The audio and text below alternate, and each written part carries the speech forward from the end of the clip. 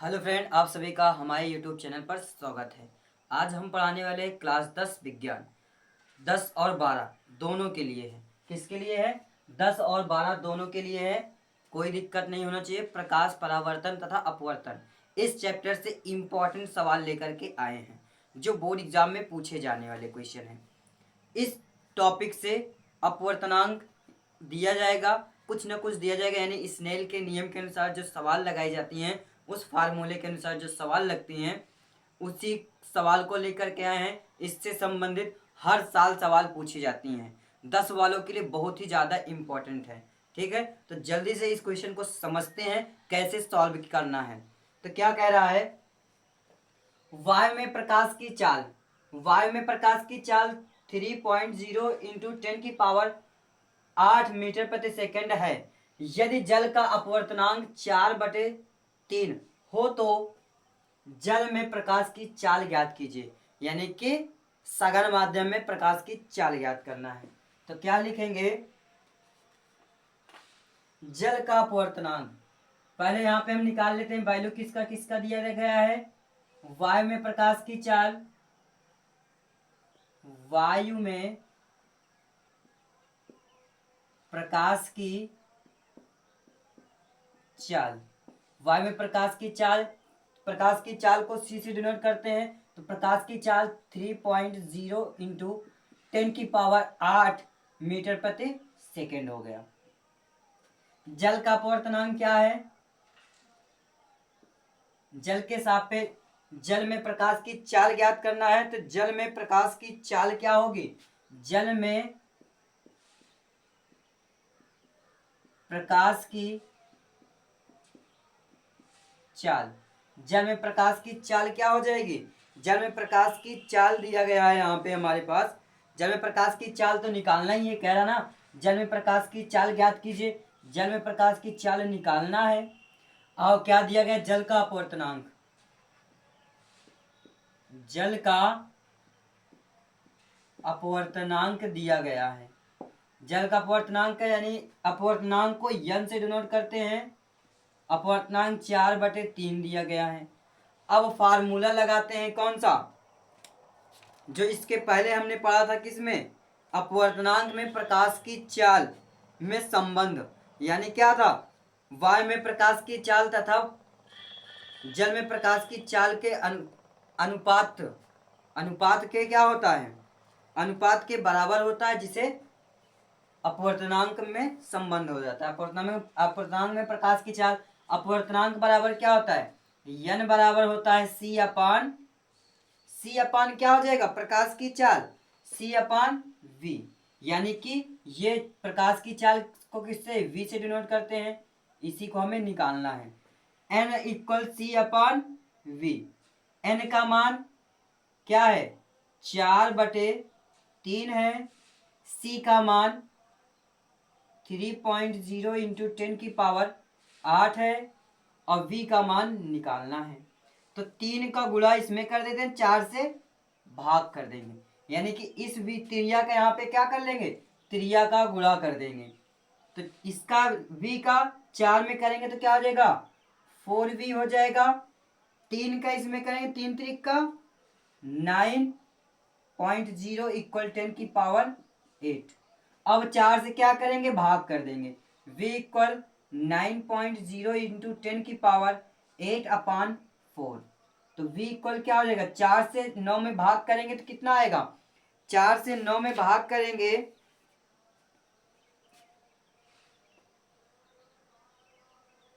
4 से 9 में भाग करते हैं। 9 में यहाँ पे हम 4 से भाग कर लेते हैं। 4 दूना 8 आएगा 1, दशमलव लगाकर 0 बढ़ाएंगे, 2 बार जाएगा, आएगा 8, 2 आएगा, अब एक 0 बढ़ाएंगे, 4 पंचे 20। कितना आया हमारे पास? 2.25 2.25 इंटू 10 की पावर 8। इतना हमारा आंसर। ये भी हम अपना आंसर दे सकते हैं, कोई दिक्कत नहीं है। ये हमारा क्या हो गया? आंसर हो गया। इसमें क्या था ये वैल्यू? मीटर प्रति सेकेंड, तो यहाँ पे मीटर प्रति सेकेंड रहेगा। तो जल में प्रकाश की चाल क्या हो गया? 25 इंटू 10⁸ मीटर प्रति सेकेंड। ठीक है, अब चलते हैं दूसरी सवाल। जल्दी से इस सवाल को नोट करिए तो अगली सवाल चले। फ्रेंड, अब अगली हमारी सवाल क्या है? कांच का वायु के सापेक्ष अपवर्तनांक कितना दिया गया है? 1.5 है। किसके सापेक्ष है? कांच। कांच क्या है? सघन माध्यम। वायु क्या है? विरल माध्यम।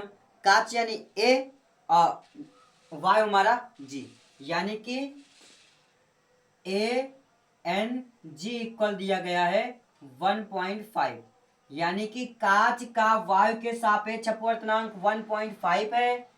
वायु का कांच के सापेक्ष अपवर्तनांक की गणना कीजिए।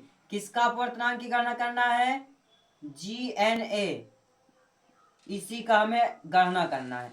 जी का मतलब एयर और एन का मतलब अपवर्तनांक, ए का मतलब कांच। ठीक है, तो क्या हो गया? कांच का वायु के सापेक्ष अपवर्तनांक, वायु का कांच के सापेक्ष अपवर्तनांक की गणना कीजिए। तो क्या हो जाएगा? किसकी गणना करना है? QNA इक्वल QNA, थोड़ा NA इक्वल 1/ANQ। इसकी वैल्यू पता है, रख देते हैं। तो क्या हो जाएगा? 1/1.5। अब यहाँ पे एक अंक पे दशमलव है, एक अंक पे दशमलव है तो क्या करेंगे? नीचे से दशमलव हटाएंगे तो ऊपर एक जीरो बढ़ जाएगा, क्योंकि एक अंक पे दशमलव है तो ऊपर एक जीरो बढ़ गया। क्या हो गया? 10/15। 10 में 15 से भाग करेंगे तो कितना आएगा? यहाँ पे भाग करके देख लेते हैं, क्योंकि कमजोर स्टूडेंट के लिए कोई डाउट ना रह जाए। 10 में 15 का भाग नहीं जाएगा तो दशमलव जीरो लगाकर दशमलव लगाएंगे तो एक जीरो बढ़ जाएगा। 15 छक्का 90 आएगा 10, फिर से एक जीरो, 15 छक्का 90 आएगा 10, यानी कि 0.66। ये हमारा क्या है? 0.666666 जाता रहेगा। तो इसे हम क्या लिख सकते हैं आगे? AQNA equal 0.6। अब 6 करता जाएगा, फिर एक जीरो लगाएंगे, 90 आएगा, फिर 10 आएगा, फिर 90 आएगा, फिर 10 आएगा। जब 6 जा रहा है तो यहाँ पे हम सीधा 7 पे खत्म कर देते हैं। यही क्या है हमारा? वायु के सापेक्ष, वायु का कांच के सापेक्ष अपवर्तनांक, वायु का कांच के सापेक्ष अपवर्तनांक हमारा 0.67 आ गया।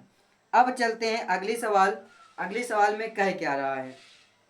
अगली सवाल में कह रहे हैं कि वायु के सापेक्ष जल तथा कांच के अपवर्तनांक क्रमशः 4/3 तथा 3/2 है। जल के सापेक्ष कांच का अपवर्तनांक ज्ञात कीजिए। ठीक है, तो जल्दी से इस क्वेश्चन को नोट करिए तो आगे हम चलें। तीसरा क्वेश्चन जो हमारे लिए बहुत इंपॉर्टेंट है बोर्ड एग्जाम के लिए।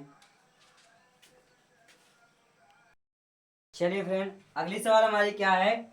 बहुत ही आसान क्वेश्चन है, बस आपको कंफ्यूजन को दूर करना है। कंफ्यूजन को दूर कर लेंगे तो ये सवाल बहुत ही इंपॉर्टेंट है। ठीक, देखिए कह क्या रहा है?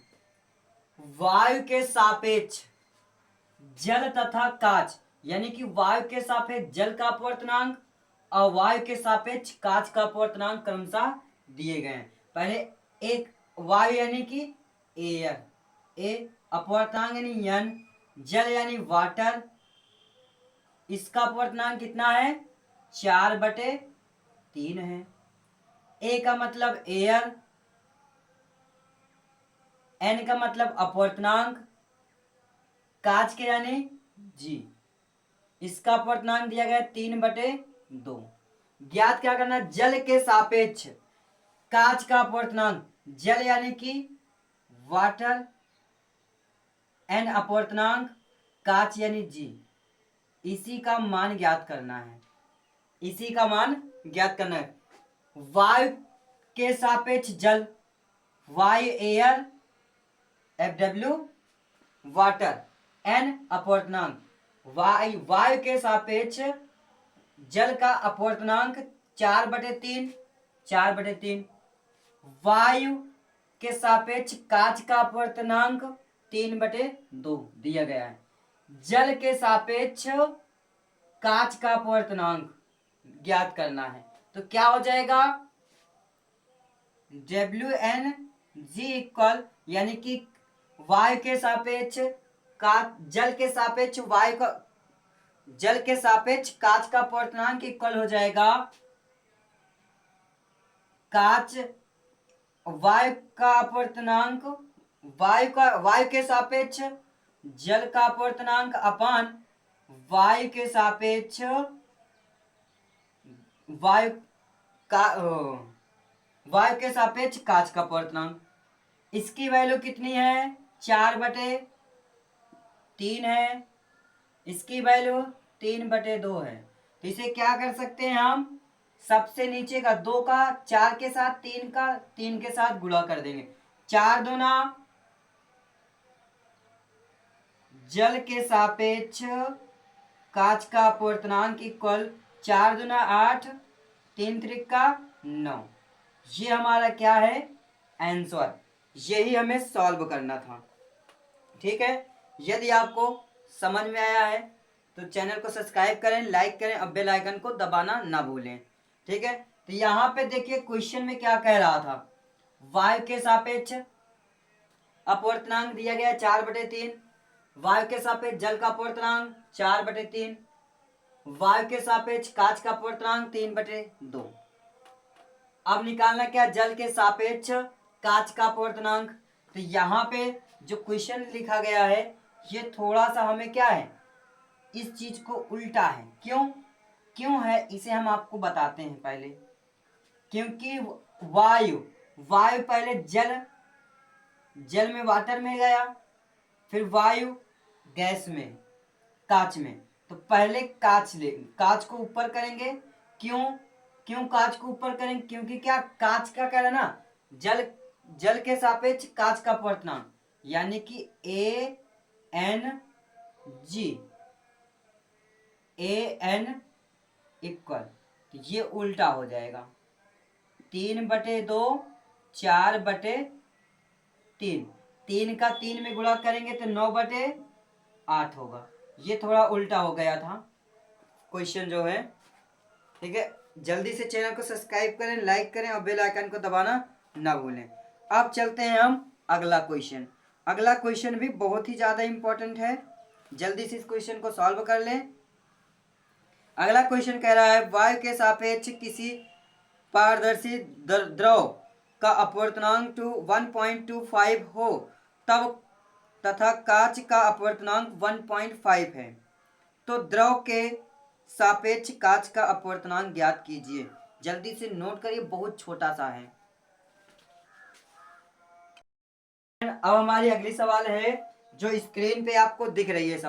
स्क्रीन पे आपको सवाल दिख रही है, कह क्या रहा है, वायु के सापेक्ष किसी पारदर्शी द्रव का अपवर्तनांक, यानी कि वायु के सापेक्ष द्रव का अपवर्तनांक क्या है, वायु यानी कि A, अपवर्तनांक यानी N, और द्रव यानी कि जल लिक्विड A। इसका अपवर्तनांक कितना दिया गया है, स्क्रीन पे आपको दिख रहा है कि 1.25, क्या है, 1.25 दिया गया है। आगे कह रहा है क्वेश्चन,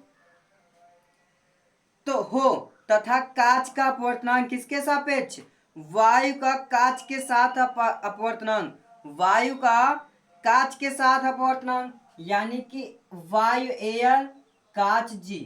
अपवर्तनांक कितना दिया गया है, 1.5। जैसे अभी इसके पहले सवाल लगाई गई है वैसे सेम टू सेम है। पहले को क्या कह रहा है क्वेश्चन, वायु के सापेक्ष किसी पारदर्शी द्रव, पारदर्शी हटा दो, इससे कोई मतलब नहीं है। ये क्वेश्चन को आपको कंफ्यूज करने के लिए दिया गया है।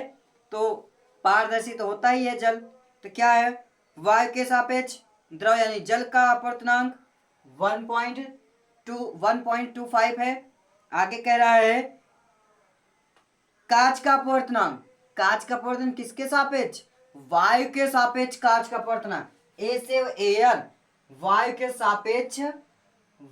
सापेक्ष कांच का अपवर्तनांक 1.5 है। तो द्रव के सापेक्ष द्रव यानी कि लिक्विड, द्रव के सापेक्ष अपवर्तनांक ज्ञात करना यानी कि लिक्विड अपवर्तनांक जी, इसका मान ज्ञात करना है। यानी कि द्रव यानी कि जल के सापेक्ष कांच का अपवर्तनांक ज्ञात कीजिए, यानी कि द्रव के सापेक्ष कांच का अपवर्तनांक, लिक्विड के सापेक्ष लिक्विड अपवर्तनांक कांच। तो क्या हो जाएगा, पहले हमारा फंक्शन सबसे ये वाला करेंगे, वायु के सापेक्ष कांच का अपवर्तनांक अपान वायु के सापेक्ष लिक्विड का अपवर्तनांक, यानी कि पहले हमारा आएगा 1.5 अपान 1.25। नीचे कितने अंक पे दशमलव है, एक 2 अंक पे, ऊपर कितने पे है, 1 अंक पे है, इसमें 1 0 लगाकर दशमलव को काट देंगे। तो क्या हो जाएगा हमारा 150 बटे 125। अब 150 में 125 से क्या करेंगे, भाग करेंगे। यहाँ पे हम भाग कर लेते हैं, एक बार जाएगा, आएगा 25। अब एक 0 बढ़ाने के लिए दशमलव लगाकर 0 बढ़ाएंगे, कितनी बार जाएगा, कितनी बार जाएगा इसे चेक करिए, कितना 2, यानी कि 2 बार जाएगा, 2 बार ले जाएंगे, 2 पंचे 10 की 0, 2 दूना 4 1 5, 2 इकन्नम 2, कैंसिल हो गया, आ गया कितना 1.2।